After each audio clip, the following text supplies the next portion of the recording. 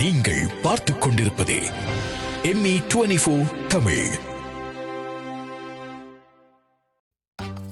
In today's competitive landscape, effective marketing is essential to elevate your brand. To achieve this, you need the expertise of true marketing professionals. Marketing Experts offers a comprehensive suite of services designed to boost your brand. Event marketing, brand marketing, radio, TV, and digital marketing, movie theater ads, video and audio production, photo shoots, web design, graphic design, and printing. Unlock your brand's potential. Contact Anton Armanayam at 437-997-2307 today or visit www.marketingexpertsinc.ca. Marketing Experts, your partner in victory.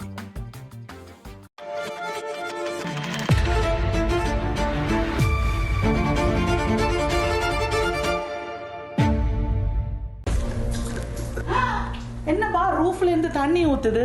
அதுக்கு ஏமா tension ஆவற? Smart ரெஸ்டரேஷனுக்கு phone பண்ணுங்க. Smart ரெஸ்டரேஷன்ன்றது renovation கம்பெனியா? Renovation company இல்லம்மா, நம்மளுடைய வீட்டோட insurance இருக்குல்ல, அந்த இன்சூரன்ஸை பயன்படுத்தியே இந்த மாதிரி ஒர்க் எல்லாத்தையும் கரெக்ட் பண்ணி வீட்டை அழகா ரெஸ்டோர் பண்ணி தருவாங்க. நான் உங்களுக்கு கால் பண்றேங்க.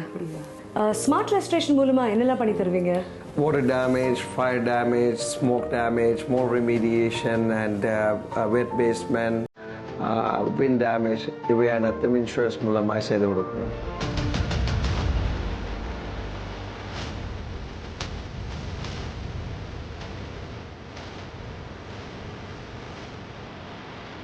வாவ், முன்னாடி இருந்த மாதிரியே சூப்பரா செஞ்சு கொடுத்துட்டாங்களே. தேங்க்யூ. நீங்க இவங்களுக்கு தான் சொன்னோம். இவங்க தான் ஸ்மார்ட் ரெஸ்டரேஷன். ME24 தமிழ் நெஞ்சங்களுக்கு என்னுடைய அன்பு வணக்கங்கள். நான் உங்களோட ஹோஸ்ட் பார்வதி.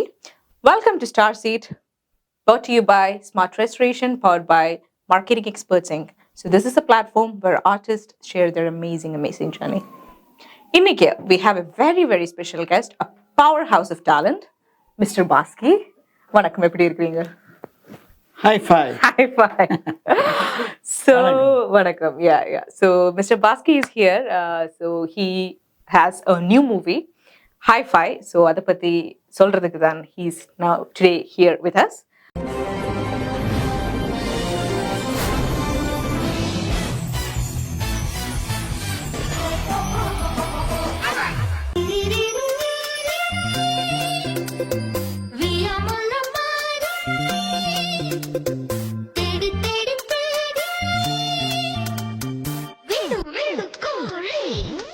இது நீங்க வின் பண்ற மாதிரி ஒரு பெட்.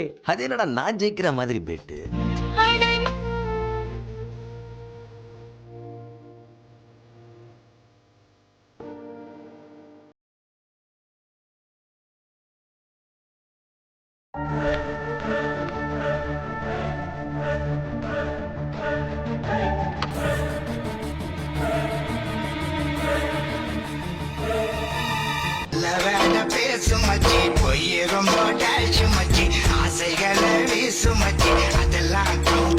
இந்த வாண்டு பசங்க இருக்கானுங்களே, பேஜார் பார்ட்டிங்க. இப்போ ஒரு பெருசு திருச்சியில இருந்து கனடா கிளம்பி இருக்கு. இவனுங்க கிட்ட என்ன பாடுபட போதோ. So the movie has already screened. ரெண்டு வாட்டி ஸ்கிரீன் பண்ணியாச்சு. So you're getting good reviews. So அத பத்தி நீங்க என்ன நினைக்கிறீங்க? எல்லாமே ஒரு டீம் ஒர்க். எங்களோட உழைப்பின் பலன். ஸோ அது எங்களுக்கு நல்ல ஒரு வரவேற்பு கிடைச்சது. இப்போ 3வது தரம் எங்களுக்கு ஆன் டிமாண்ட். அப்போ திருப்பி போடுங்கன்னு சொன்னதால நாங்கள் 3வது தடவை போட போகிறோம். ஓகே, ஒரு கலைஞனுக்கு கிடைக்க வேண்டியது என்ன? அது கிடைச்சது, அதுதான் சந்தோஷம். Okay. For those who haven't seen the movie yet, so Hi-Fi, like what is Hi-Fi? The padam enna discuss in a subject, like what is it discussing? Adha pathi neenga konja solla mudiyuma? தாராளமா. Hi-Fi என்ன இது? Hi-Fi, it's Hi-Fi. kids உடைய kids உடைய smartness, kids உடைய intelligent, அவளுடைய கலாய்ப்பு, அவளுடைய பாசம், அன்பு எல்லாமே Hi-Fi. சரி அந்த 2 கிட்ஸ் சந்திச்சா ஹைஃபை என்று சொல்லுவாங்க. Kind of. இப்ப youngsters ஒரு code language தான் hi-fi, like whatever they do, they hi-fi. அப்ப இந்த படத்துல முழுக்களும் கிட்ஸ் தான் அந்த படத்தை டிரைவ் பண்ணி கொண்டு போறாங்க. Oh, nice. So அந்த கிட்ஸ் கூடாக kids ஒரு kids entertainment. Kids entertainment. Oh, nice. Kids கூடாக ஒரு மெசேஜ் அது டெலிவர் பண்ணுது. Take care of seniors. அதாவது நீங்க வளர்ந்து வயது முதிர்ந்த பிறகு நீங்களும் குழந்தைகளா மாறுவீங்க. Second childhood. அந்த குழந்தைகளுக்கு இந்த குழந்தைய புரிஞ்சிடும், ஓடி போய் ஒட்டிடுவாங்க, துள்ளி விளையாடுவாங்க அவுட்டு விட்டா. ஆனா வீட்டுல இருக்கவங்களுக்கு அது இவங்க கொஞ்சம் உபாதையா தெரிவாங்க, தொல்லை தர்றதா. After a point of time, ஒரு ஏஜ் certain ஏஜுக்கு பிறகு அதுக்கு சயின்டிஃபிக் ரீசன் இருக்குது. அவங்க அப்படி குழந்தையா மாறுறதுக்கு என்னடா பிரெயின் வந்து ஷ்ரிங்க் பண்ணிடும். அவங்களுக்கு அதிகமா ஞாபகம் வச்சிருக்க முடியாது, குழந்தைத்தனமா இருக்கும். குழந்தைகளுக்கான ஆசைகளும் அவைகளுக்கு வரும். அதை நீங்க புரிஞ்சுக்கோங்க. அவங்க இப்ப குழந்தை பருவத்திலே இருக்கிறாங்க. உங்க குழந்தைகளை எப்படி பாக்குறீங்களோ அதே போல அவங்களையும் பாத்துக்கோங்க. 7 வயசு இருக்கிறவங்களுக்கும் 70 வயசு இருக்கிறவங்களுக்கும் சேம் மென்டல் அந்த ஒரு ஸ்டேட் இருக்கும்னு சொல்ல வரீங்க.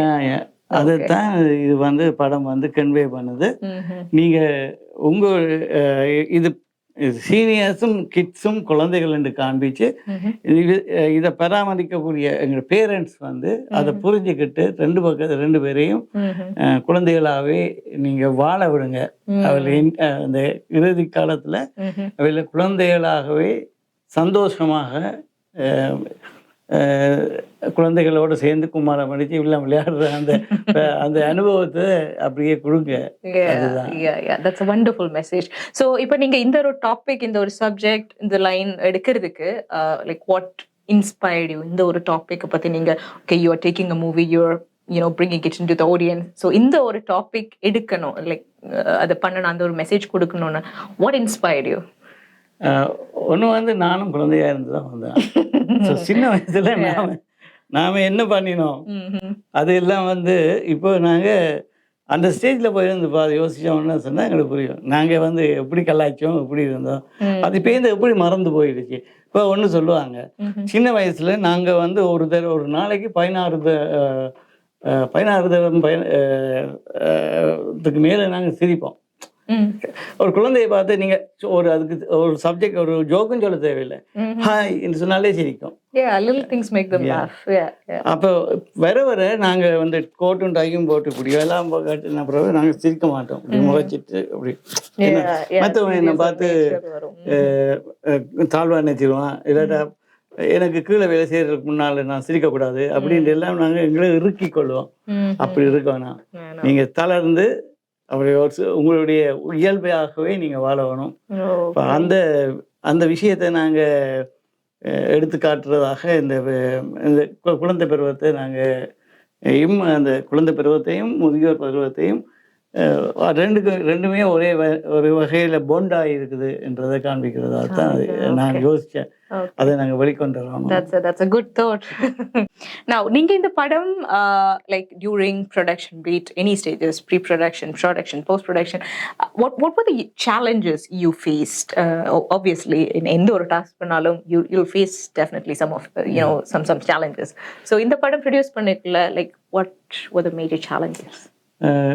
இதில் நான் டைரக்டராகவும் இருந்தது மட்டும் இல்லை, ப்ரொடியூசராகவும் நான் தான் இருந்தேன். டபுள் ரோல் உங்களுக்கு. அது மட்டும் இல்லை, லிரிசிஸ்டாகவும் சில 2-3 பாடல்கள் நான் தான் எழுதியிருந்தேன். அப்புறம் ஸ்கிரிப்ட் ரைட்டிங் அதுவும் நான் பண்ணியிருந்தேன். சில இடங்கள்ல என்ன நடிக்கவும் வேண்டி வந்துச்சு, என்ன அந்த ஆட்கள் வர இல்லை, அப்போ வந்த ஆட்கள் சரி ஷூட் பண்ணல. அப்போ ஒரு சின்ன ரோல் வந்து நான் கண்டுகொள்ள மாட்டீங்க, நான் நடிச்சிருக்கிறேன். அது என்ன சேலஞ்சு முக்கியமான ஃபைனான்ஷியல். ஏன்னா நானே ப்ரொடியூசராக இருந்து நானே டைரக்டராக இருக்கும்போது காம்ப்ரமைஸ் பண்ண வேண்டி வரும். இந்த இந்த பெரிய செலவு செய்யணுமா, இது கொஞ்சம் ஒரு கம்மியாக கான்ஃப்ளிக்ட், ஒரு ப்ரொடியூசருக்கும் டைரக்டருக்கும் நடுவுல ஒரு கான்ஃப்ளிக்ட் வரும். அது எனக்கு நான் எனக்குள்ளேயே எனக்கு வந்து இருந்தது. ஸோ அது வந்து படத்தினுடைய குவாலிட்டியை கம்ப்ரமைஸ் பண்ண வைக்கும். இப்போ அதை அப்படி விடாம அப்படி பண்ணணும். 2வது சேலஞ்ச் கிட்ஸை வச்சு கொண்டு படம் எடுக்கிறது. ஓயா, கிட்ஸை வச்சு வீட்ல ஏதாச்சும் மேனேஜ் பண்றது கஷ்டம். நீங்க அவங்கள வச்சு ஒரு படம் எடுத்திருக்கீங்க. கிட்ஸ் இங்கே 4 கிட்ஸ் இருந்தாங்கன்னா இங்கே திரும்ப பார்க்க போனோம் அவங்க அங்கே போயிடுவான். இப்போ அவனை கூட்டிட்டு வரோம், இங்கே போயிடுவான், அங்கே கூட்டிட்டு வரோம். ஸோ மற்றது அவங்க வந்து 2 மணி நேரத்துக்கு மேலே அவங்கள திருப்பி பிழிஞ்சு நீங்கள் உழைப்ப வாங்க இல்லாது அவங்க கலைச்சிடுவாங்க. மற்றது அவங்களுக்கு சொல்லி கொடுத்து ஒன்றை விளங்கப்படுத்தி இப்படி படம் வாங்கி சொல்லி ஒரு இதை கொடுத்து ஒரு டைலாக்கை கொடுத்து அப்படியே சொல்லி அப்படி வேலை வாங்கிடலாம். இயல்பாகவே அவங்கள்ட்ட இருந்து பொங்கி வருவாங்க. ஸோ அப்போ அதுக்கு முன்னாடி அவங்க வந்து அந்த கேரக்டர் அங்கே இருக்கிற அவங்க பழகக்கூடிய மற்றவர்களோட மிங்கிள் பண்ண வைக்கணும். இப்போ அதுக்கு அப்போ நீங்க ஒர்க் ஷாப் ஏதாச்சும் கண்டக்ட் ப்ரீ ப்ரொடக்ஷன் ஒர்க் ஷாப்னு சொல்ற அப்படி ஒர்க் ஷாப்பாக பண்ணாம வீட்டுக்கு கூப்பிட்டு எல்லாரையும் கூப்பிட்டு நல்லா அதில் ஒருத்தர் பகுதி பண்ண வச்சு கோசை பண்ண வச்சு அப்படி வந்து அவைகளுக்கு இடையில வந்து எதையுமே தயங்காம செய்யலாம். இந்த நான் ஓடி போய் தாத்தா அந்த மாடியில போய் குந்திடுவேன் அப்படின்னு சொல்லி அந்த இதுக்கு அவையில கொண்டு வந்து அதுக்கு பிறகுதான் ஷூட்டிங் போனேன். So nice. So அந்த மாதிரி நீங்க ஷூட்டிங் டைம்ல உங்களுக்கு மறக்க முடியாம ஒரு ஏதோ ஒரு இன்சிடென்ட் சொல்ல சொன்னா நீங்க என்ன சொல்லுவீங்க? ஷூட்டிங் டைம்ல வந்து தாத்தாவை மேல் மாடியிலேருந்து குதிக்கப்படணும். சீன் அந்த படத்து சீன் இருக்கு. Okay okay. அதே தான் ரொம்ப குளிரான காலம். அப்போ அதுக்கு வந்து எல்லாமே கவபடி தான் செய்தால் உங்களுக்கு தெரியாது. ப்ரொடெக்ஷன்ஸ் எல்லாம் எடுத்து தான் செய்தது. அது ஒரு ரிஸ்கியான வேலை. தச்சுமையும்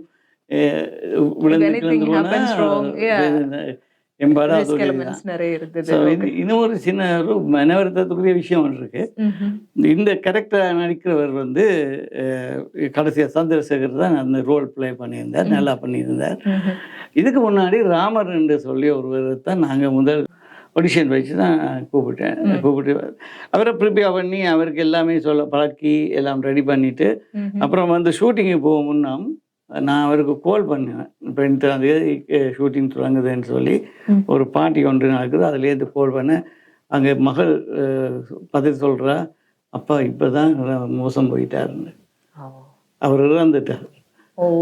அப்போ நல்ல காலம் நான் ஒரு படத்தை எடுத்து நடுவில் இறக்கல. நான் இறந்ததுன்றது ஒரு எனக்கு ஒரு வகையில் இமோஷனலாக வந்து ஒரு இதாக இருந்துச்சு. அவர் ரொம்ப ஆர்வமாக இருந்தார் இந்த படத்தில் நடிப்பேன், நான் ஹீரோவாக வருவேன் அப்படின்னு எல்லாம். ஒரு கொஞ்சம் காலம் எடுத்து. That brings me to my next question. So can you tell me about the cast? இந்த படத்தோட cast, actors, hero, heroine, and how would you rate their performance? இது எல்லாமே நான் ஆடிஷன் வச்சு தந்தது. இப்போ நான் என்ன சொல்கிறதுன்னா, நான் வந்து ஒரு ஆளை நீங்கள் நடிங்க என்று சொல்லி கூப்பிட போகிறதில்ல, என்னுடைய கேரக்டர் தான் கூப்பிடும். இப்போ என்னுடைய கேரக்டர் இதுதான் இப்படி இருந்தால் அந்த கேரக்டருக்கு கமலஹாசன் பொருந்தாதுன்னு சொன்னால் கூட நான் எடுக்க மாட்டேன். அது ரஜினிகாந்த் பொருந்த இல்லைன்றாலும் எடுக்க மாட்டேன். ஏன்னா அந்த கேரக்டரை வந்து ஜஸ்டிஃபை பண்ணணும், அந்த ரோலை தான் அவர் பிளே பண்ணணும். ஸோ அதை ஒரு கேரக்டராக நான் பார்த்து அதுக்குரிய ஆக்களை சூஸ் பண்ணி தான் எடுத்துகிட்டு இருந்தேன். இப்போ இதில் வந்து நிறைய வெரைட்டி ஆஃப் பீப்புள் வந்து இதில் பார்ட்டிசிபேட் பண்ணியிருக்காங்க. அநேகமாக இந்த கிட்ஸ் எல்லாம் வந்து ஸ்ரீலங்கன் பேஸ்டாகவும் அடல்ட்ஸ் எல்லாம் வந்து இந்தியன் சப்கான்டினென்ட் பேஸ்டாகவும் இருக்கிறாங்க. இந்தியன் கேரளா, தமிழ்நாடு, பெங்கால், மலேசியா, எல்லா பக்கங்கள்லேயும் வந்து இதில் பார்ட்டிசிபேட் பண்ணியிருக்காங்க. மற்றது இங்கே கனடாவில் எல்லாமே இருக்கு. So it's all inclusive. நீங்க சொன்னீங்க like you are the director and the producer of the movie, right?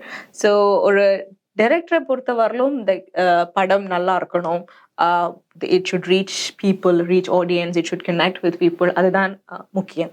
But as for a producer, படம் லைக் சக்ஸஸ்ஃபுல்லா அந்த ரெவென்யூ வருதா, ஸோ அதுக்கு அண்ட் ப்ரொடக்ஷன் காஸ்ட் கம்மி பண்ணணும், மேக்ஸிமம் ரெவென்யூ ஜென்ரேட் பண்ணணும், இதெல்லாம் தான் ஒரு producer like what they'll think. So, being a producer and the director of the movie, how did you handle this, entirely opposite situations? இது ஒரு ஸ்டோரி இருக்கு. இந்த படத்தை நான் எடுக்கிறதுக்காக இந்த கதையை எழுதலை. ஒரு என்னுடைய நண்பர் அவர் ப்ரொடியூஸ் பண்ணுறதுக்கு ஒரு நகைச்சுவை ஒரு கொமேடி ஃபில்ம் ஒன்று எழுதுக்க சொன்னார். நான் கொமேடி வேண்டாம், என்டர்டெய்னிங்காக எழுதித்தரேன் இந்த ஃபில்மை நான் எழுதினேன். நான் அது படமாக்கும் அதுக்கு பாடல்களும் வந்து செய்ய சொல்லி கேட்டிருந்தேன். நான் அதுவும் செய்துட்டேன். ஆடிஷன் எல்லாம் முடிச்சு எல்லாமே செட் பண்ணிட்டேன். சரி, அப்போது ஆனால் அந்த தருணத்தில் அவர் இன்னொரு படம் எடுத்து இந்தியாவில் அதில் ஒரு சேலஞ்ச் ஆகி அவருக்கு படத்தை கொண்டு போக முடியலை. அவர் அது சொன்னார், பின்னால் பார்ப்போம், இப்போ கஷ்டம் உண்டு. நான் பார்த்தேன், சரி இதுவரை கொண்டு போயிட்டோம், அங்காலேயும் போவோமே, இந்த அடுத்த ஸ்டெப் எடுத்து வச்சது தான். அப்படியே போயிட்டு இருந்தது. அப்போது நான் ஒரு பெரிய ப்ரொடியூசராக வந்து பணத்தோடு வந்து பேங்க் பெட்டியை திறந்து அந்த படத்தை எல்லாத்தையும் உருவாக்கல. அதில் நிறைய வேலையை குவிக் பண்ண வேண்டி வந்துச்சு. ஏன்னா எனக்கு இப்போ 6 மாதம் 1 வருஷம் இந்தியாவில் போய் இருக்க வேண்டி இருக்கும். இப்போ அவங்க யாருங்க லீவு தருவாங்க? அப்படியெல்லாம் தர மாட்டாங்க. கண்டிப்பாக ஒரு 2 வாரம் லீவ் கிடைக்கிறது பெரிய விஷயம். மற்றது டைரக்ஷன் வந்து இப்போ எனக்கு அதில் எது சந்தோஷம் வந்து என்னுடைய படைப்பு வழியால் வரணும்.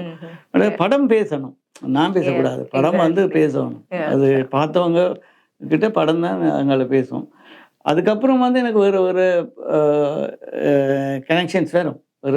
அது அந்த நம்பிக்கை தான். ஒருத்தர் நீங்கள் நல்ல ஒரு படைப்பை கொடுத்தீங்கன்னா உங்களுக்கு தேடி வரும்.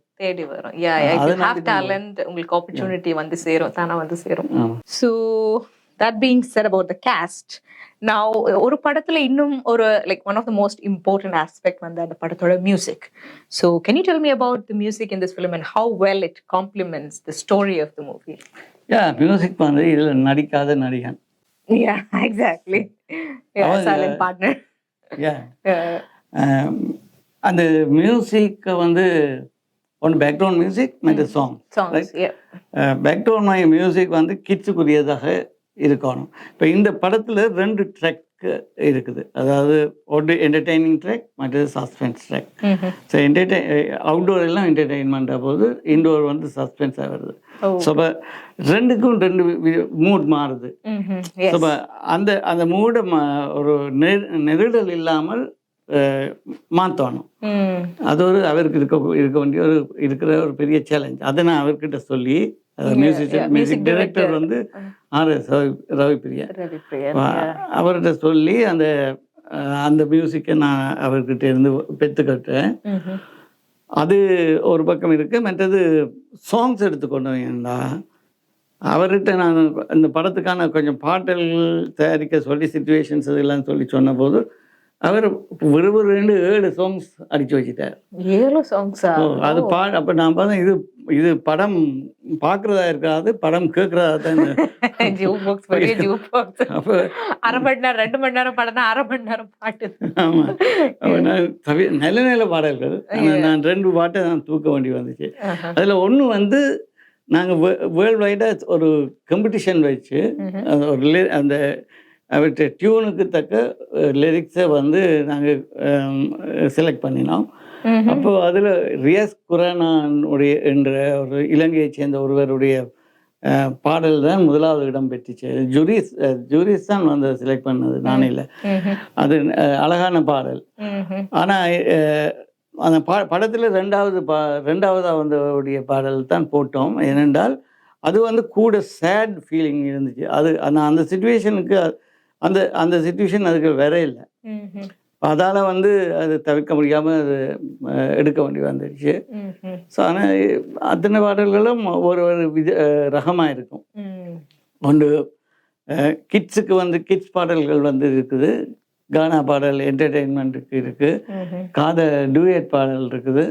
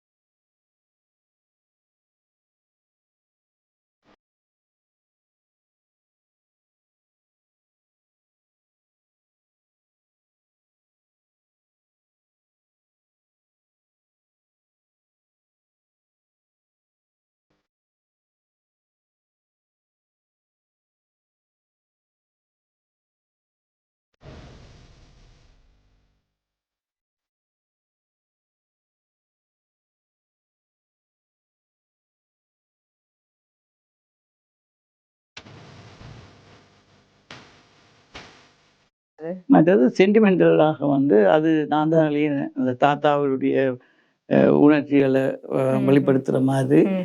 அது சரியா ஸோ எல்லா எமோஷனும் நீங்க கேட்டர் பண்ணி ஒரு ஜோக் பாக்ஸ் தயாரிச்சிருக்கீங்க. ஓகே. ஸோ தென் இந்த படம் வந்து எந்தெந்த லொக்கேஷன்ல நீங்க ஷூட் பண்ணியிருந்தீங்க?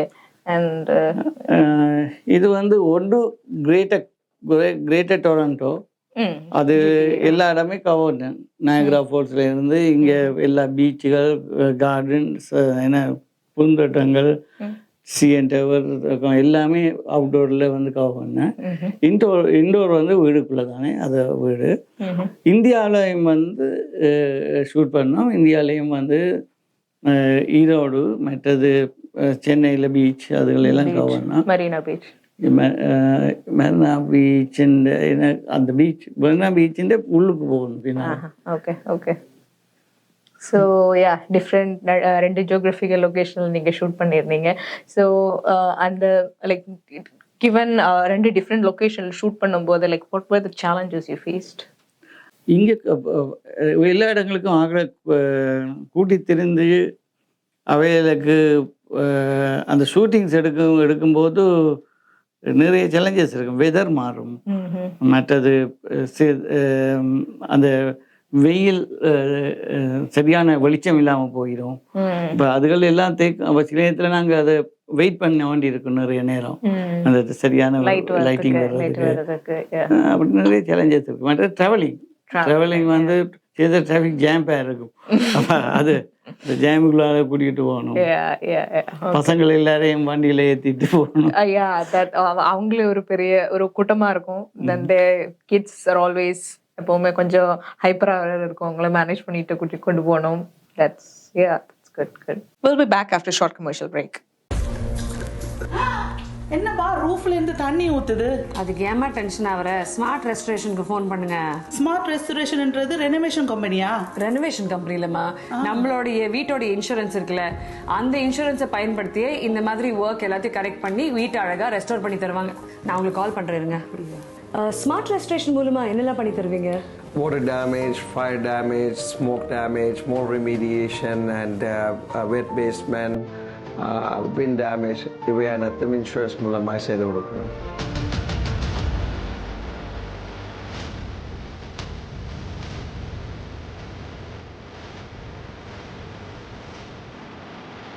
வாவ், முன்னாடி இருந்த மாதிரியே சூப்பரா செஞ்சு கொடுத்துட்டாங்களே.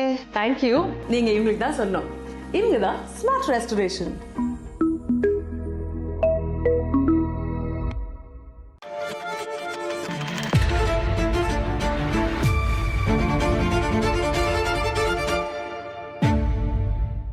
Welcome back to the Star Seat, brought to you by Smart Restoration, powered by Marketing Experts Inc. So we're talking about hi-fi with Mr. Baski and Mr. Baski. So why did you choose to be a director? இப்போ இந்த டைம்ல direction like ஒரு படம் direct பண்ணணும் அப்படி ஒரு எண்ணம் எப்படி வந்துருச்சு உங்களுக்கு? முக்கியமாக எங்களுடைய இண்டஸ்ட்ரியை வந்து அந்த தரத்துக்கு கொண்டு வரணும். இப்போ நான் வந்து ஆரம்பத்தில் 93 வாக்கில் நான் போய் சென்னையில் வந்து படித்தேன். அப்போ வந்து பூனா இன்ஸ்டிடியூட்டுடைய டைரக்டராக இருந்தார் நாயர் சொல்லி, பாலு மகேந்திரா இருந்தார், அவங்க கூட எல்லாம் அவங்கக்கிட்ட எல்லாம் படிச்சிருந்தேன். ஆனால் பின்னாடி சிச்சுவேஷன் என்ன திரும்பி இலங்கைக்கு போக வச்சுட்டு அங்கே இருந்த சில வறுமை காரணமாக, வறுமைன்றா அங்கே பஞ்சம் வந்துடுச்சு, தாக்கு பிடிக்க முடியாது. ஆனால் பாலுமகேந்திரன் தன்னோட கூடவே வேலை செய்ய சொல்லி கேட்டுருந்தார். நான் அப்படி இருந்திருந்தா நான் தான் முதலாவது மாணவனாக இருந்திருப்பேன் அவருடைய. ஏன்னா நான் அதை விட்டுட்டு எனக்கு பணம் இருந்தால் தான் நிமிஷம் எல்லாம் ஓடலாம். அப்போ எனக்கு ஒரு நல்ல ஒரு ஆஃபர் கிடச்சிது ஸ்ரீலங்காவில், லேக் ஹவுஸில் ஒர்க் பண்ணி. அது மீடியாஸில் தான் ஒர்க் பண்ணேன். லேக் ஹவுஸ், ரேடியோ சொல்லுவான், ரூபவாணி, அது எல்லாத்துக்கும் நான் ஒர்க் பண்ணி கன்சல்டனாக இருந்தேன். ஸோ அதுலேயும் கூட நிறைய நாடகங்கள் செய்திருந்தேன். ஸோ அப்போ நீங்கள் மீடியா இண்டஸ்ட்ரியில் தான் you were like all the way எப்போவுமே? அவங்க படம் இது இப்போ வந்திருக்கிற படங்கள்ல நான் நிறைய இப்போ என்னோட அந்த தாட்ஸ் வந்து மிஸ் பண்ணது. நான் எப்படி படம் இருக்கணும்னு நாங்கள் படித்தோமோ அது இதை அறிஞ்சு கொண்டனோ அது வந்து நிறைய படங்களை மிஸ் பண்ணுது. இப்போ நாம ஒன்று செய்யணும் அப்படின்ற ஒரு எண்ணம் வந்து அதனால தான் அதை செய்ய வலிக்கிட்டேன். ஓகே. மற்றது நீங்கள் இந்த சேலஞ்ச் பற்றி கேட்டீங்க. அதில் இதில் வந்து ஒரு கேரக்டர் அவள் வந்து வில்லனா ஒரு ஹீரோயினாக இருந்து வில்லியா மாறுறா. அந்த ட்விஸ்ட் வரும்போது அவள் டேர்ன் ஓவர் பண்ணுறா. அதை அப்போ அந்த அந்த ஒர்க் நான் சேலஞ்சு என்னென்னா முதல் மக்களுக்கு பிடிக்க வைக்கணும், பிறகு வெறுக்க வைக்கணும். அப்போ அதுக்கு ஒரு வகையான ஆக்டிங் மெத்தடை பயன்படுத்தினேன். அது சொல்கிறது ஆக்டிங் விதின் ஆக்டிங், நடிப்புக்குள்ளான நடிப்புக்குள்ளே நடித்தார். ஸோ அதை வந்து அவ மூலமாக கொண்டு வர பண்ணுறது ஒரு நல்ல ஒரு சேலஞ்சாகவும் எக்ஸ்பீரியன்ஸாகவும் இருந்துச்சு. சக்ஸஸ்ஃபுல்லாக முடிஞ்சிச்சு. Very good, very good, nice, nice. So உங்களோட directorial style like whom do you look up to ஒரு இன்ஸ்பிரேஷன், உங்களோட ரோல் மாடல்னு கேட்டால் whom will you like in the film industry, like be it direction, be it film production, who do you look up to? நீங்கள் பெரிய ஒரு industry சினிமான்றது அதில் வந்து நீங்கள் ஐன்ஸ்டீனில் தொடங்கி அந்த நிறைய பேர் வந்து பெரிய பெரிய பெரிய லெஜெண்ட்ஸ் எல்லாம் வந்துடுறாங்க. ஒருத்தர்கிட்டேருந்து ஒன்று கற்றுக்கலாம். அப்படி வரும்போது இப்போது தமிழ் இண்டஸ்ட்ரிக்கு வந்தீங்கன்னா எனக்கு பாலச்சந்தர் ஒரு இன்ஸ்பிரேஷனாக இருந்துச்சு. ஆனால் அவர்கிட்டையும் செட்பேக் இருந்துச்சு எனக்கு. என்ன அவர் நாடகத்திலேருந்து வந்தார். அவர் அந்த நாடகத்தினுடைய பாதிப்பு அவருடைய படங்கள்ல இருந்துச்சு. பின்னாடி மணிரத்னம் வந்தார். மணிரத்னம் வந்து மெகா ஃபில்மை கொண்டு வந்தார். இப்போ வந்து அவருக்கும் அது சேலஞ்ச் வந்திருக்கு. ஒவ்வொருத்தருக்கும் கொஞ்சம் காலத்துக்கு பின்னாடி ஒரு சேலஞ்ச் வரும். அது மாதிரி பாரதி ராஜா என்னுடைய நண்பர், அவரும் வந்து ஒரு நிறைய வெற்றி படங்களை தந்து கோலோச்சி ஒருவர். ஆனா இன்னைக்கு அவர் வந்து ஒரு என்ன இதா போறாரு, ஏன்னா அது மற்றவங்களை வாழ்த்திட்டு அவர் விடைபெற ஒரு தருணம் அப்படி விட்டுட்டு அவர் நடிப்புக்கு போயிருக்கார். ஸோ அப்படி ஒருத்தருக்கும் ஒரு லெஜெண்ட்ஸ்லேயும் ஒரு கற்றுக்கிறதுக்கு நிறைய இருக்கு. பாலுமகேந்திராவிட்ட வந்து நிறைய அறிவு இருக்கு, செம்மையான அறிவு இருக்கு. ஆனால் அவர்கிட்ட இருந்த ஒரு தயக்கம் வந்து அவர் கூட ஆங்கில படங்கள் வேற்றுமொழி படங்களை தழுவ வலிக்கிட்டேன். நம்முடைய படங்களினுடைய அந்த தன்மை வந்து அதை கொண்டு வர இல்லை, அதால் அங்கிருந்து கொண்டு வருவோம் அதில் என்று சொல்லி அவர் வலிக்கிட்டார். அவர் என்கிட்ட சொன்னார் வந்து தான் வந்து ஆர்ட் ஃபில்மும் எடுக்கல, கொமர்ஷியல் ஃபில்மும் எடுக்கல, கொமர்ஷியல் ஆர்ட் ஃபில்ம் என்ற ஒரு வகையை கொண்டு வர போகிறேன் அப்படின்னு. அதில் வெற்றி பெற்றதா தோல்வி அடைச்சாரா எனக்கு தெரியாது. ஆனால் அவருடைய முயற்சி அது. சிலதுகளை பார்த்தா ஆர்ட் ஃபில்மாக தெரியும், சிலதுகளை பார்த்தா கொமர்ஷியல் ஃபில்மாக தெரியும். டிக் எல்லாம் வந்து கொமர்ஷியல் ஃபில்ம். ஆர்ட் ஃபில்ம் கடைசியாக முடிஞ்ச அந்த ஏன்னா கடைசியாக அவர் எடுத்த படம் அது சந்தியா ராகம், வீடு, அதெல்லாம் பார்த்தீங்கன்னா கூடுதலாக ஆர்ட் ஃபில்ம். ஸோ அவருடைய மற்ற நல்ல ஒரு கேமரா ஆங்கிள்ஸ் எல்லாம் சூப்பர். அது இன்னும் கூட ஒரு விஷன் இருக்கிறதுனால எப்படி ஸ்கிரீன்ல அது எப்படி வரணும்னு ஒரு விஷன் டைரக்டருக்கு இருக்கிறது that will enhance the quality of the film, right? Yeah. What is the future of Hi-Fi? And like what are your future plans about the movie? இப்போ இந்த படம் வந்து இப்போ கனடாவில் நாங்கள் ஒரு ஓப்பனிங்காக தான் இங்கே ஒளிக்கொண்டு வந்திருக்கோம். ஆனால் என்னுடைய படம் வந்து அமேசான் பிரைமில் April 3rd பின்னாடி stream ஆகுது. Amazon is streaming the movie. So for those who haven't watched the movie, and ஒரு screening நடக்க போகுது, right? ஒரு படத்தோட இன்னும் ஒரு like on public demand. அது 23rd of March. 23rd of March, Woodside Cinemas 1 p.m. There is another show screening for the movie Hi-Fi. So padangal padam, for those who haven't seen the movie, you can go and watch there. And on April 3rd, the movie is screening on Amazon Prime. You can also watch there. அதுக்கு முன்னாடி அதுக்கு இடையில வேறு வேறு ஆக்கள் இப்போ பிரம்டனில் கேட்குறாங்க, அங்கே காட்ட சொல்லி, மொன்ட்ரியலில் கேட்குறாங்க, லண்டனில் கேட்குறாங்க, ஆஸ்திரேலியாவில் கேட்குறாங்க. எங்கெங்கே போகுதோ அங்கங்கே போகட்டும். The wider the audience, the bigger the movie. We were talking about hi-fi இவ்வளோ நேரம். உங்களோட ஃபியூச்சர் ப்ராஜெக்ட்ஸ், உங்களுக்கு ஏதாச்சும் லைன் அப்ல படம் இருக்குதா, இல்லை like what are your upcoming projects? நான் ஒரு ஸ்கிரிப்ட் பேசிக்கலி வந்து நான் ஸ்ட்ராங் அட் ஸ்கிரிப்ட் ரைட்டிங். நான் என்ன ஒரு படத்தினுடைய முதுகெலும்பு ஸ்கெலிட்டன்ன்றது ஸ்கிரிப்ட். அந்த ஸ்கிரிப்ட் சொதப்பிச்சுன்னா படம் ஃபெயிலியர். ஸ்கிரிப்ட் நல்லா இருந்தாலும் படத்தை சொதப்பலாம், ஆனால் ஸ்கிரிப்ட் சொதம்பிச்சோ படம் ஃபெயிலியர் தான். ஸோ அதாவது நான் ஸ்கிரிப்டில் ரொம்ப கவனம். அப்போ பேசிக்கலி ஸ்கிரிப்ட் ரைட்டராக திங்க் பண்ணி தான் அதுக்கு அங்கால படத்துக்கு போவேன்.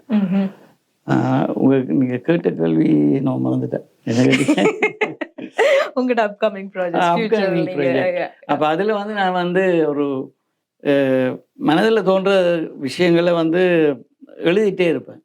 இப்போ கிட்டத்தட்ட என்கிட்ட 5 ஃபுல் என்ன கம்ப்ளீட்டட் ஸ்கிரிப்ட் நான் கையில் வச்சுருக்கேன்.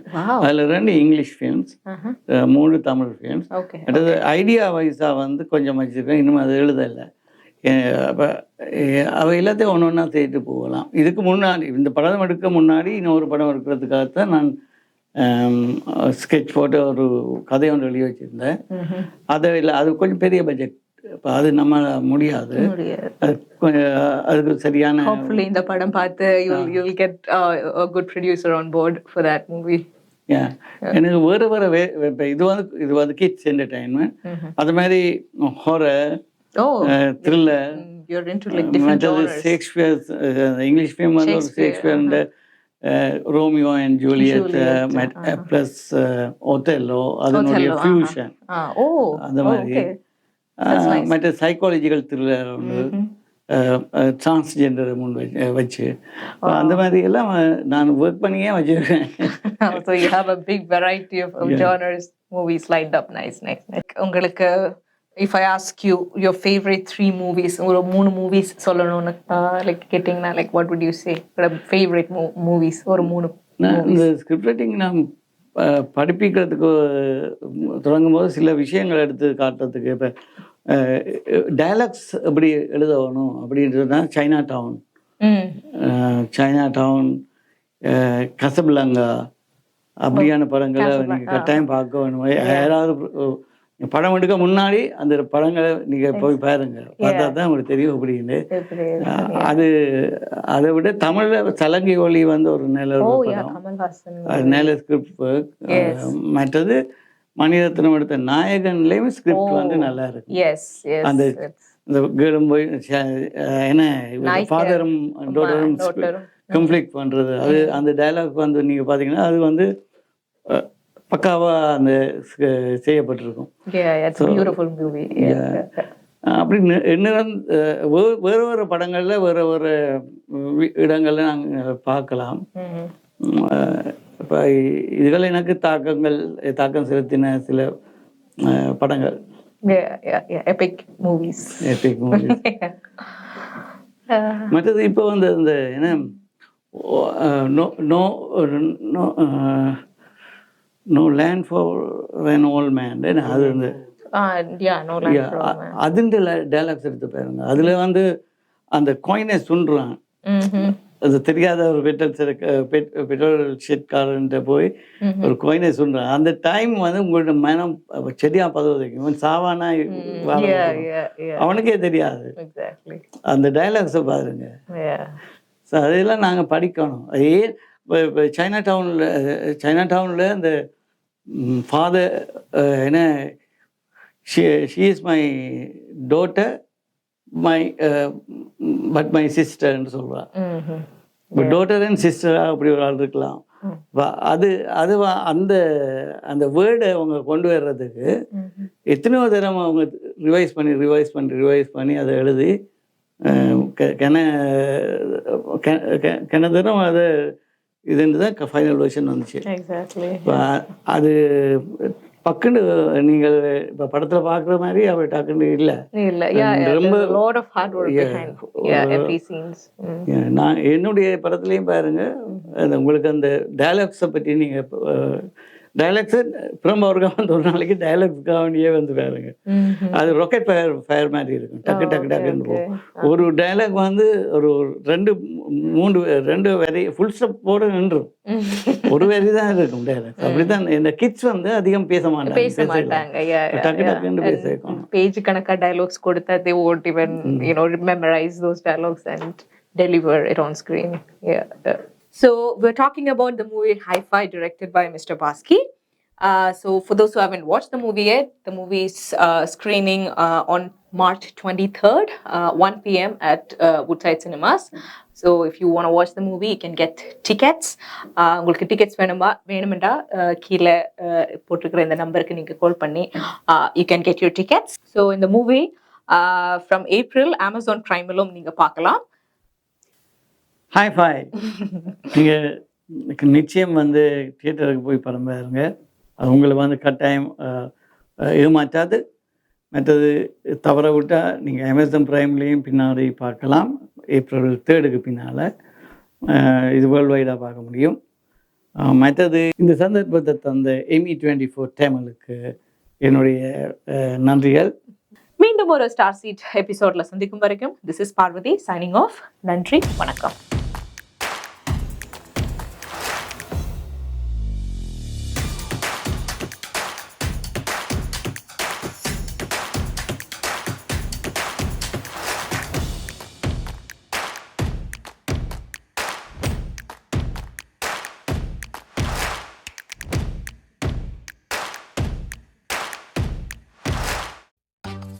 In today's competitive landscape, effective marketing is essential to elevate your brand. To achieve this, you need the expertise of true marketing professionals. Marketing Experts offers a comprehensive suite of services designed to boost your brand: event marketing, brand marketing, radio, TV, and digital marketing, movie theater ads, video and audio production, photo shoots, web design, graphic design, and printing. Unlock your brand's potential. Contact Anton Armanayam at 437-997-2307 today or visit www.marketingexpertsinc.ca. Marketing Experts, your partner in victory.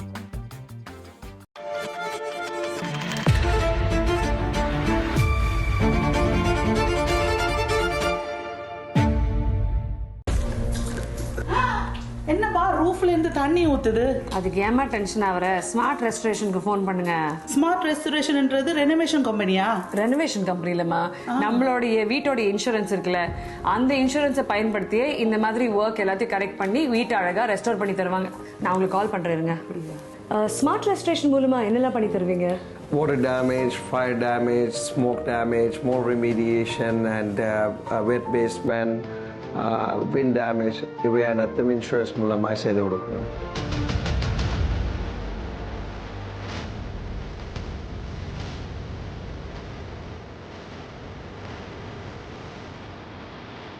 Wow, முன்னாடி இருந்த மாதிரியே சூப்பரா செஞ்சு கொடுத்துட்டாங்களே. Thank you. நீங்க இவங்களுக்கு தான் சொன்னோம். இவங்க தான் ஸ்மார்ட் ரெஸ்டரேஷன்.